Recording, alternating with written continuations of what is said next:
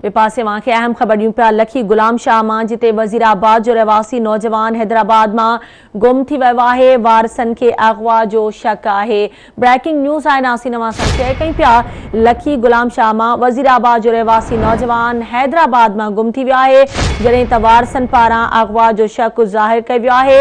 वज़ीराबाद वासी नौजवान मुमताज़ अहमद महर हैदराबाद मां गुम थी वियो आहे। मुंहिंजो पुटु हिकु टंग खां माज़ूर आहे। असांखे अगवा जो शक लॻे थो। अहम ख़बर नासिन हिकु ॿीहर अवां सां शेयर कयूं पिया वज़ीराबाद जो रहवासी गुम थी वियो आहे। वारसनि पारां अगवा जो शक ज़ाहिर कयो वियो आहे। इन हवाले सां तफ़सील मालूम कंदासीं। आवाज़ न्यूज़ जो रिपोर्टर हिदायतुल्लाह महर असां सां लाइन ते मौजूदु आहे। हिदायतुल्लाह, कहिड़ा तफ़सील आहिनि, आगाह कजो। लखी गुलाम शाह जो वज़ीराबाद शहर जो रहवासी मुमताज़ अली जो गुज़िरियल ॾींहुं हैदराबाद वियो हुयो वज़ीराबाद वापसी पहुती आहे। नौजवान जो पासो गुम आहे।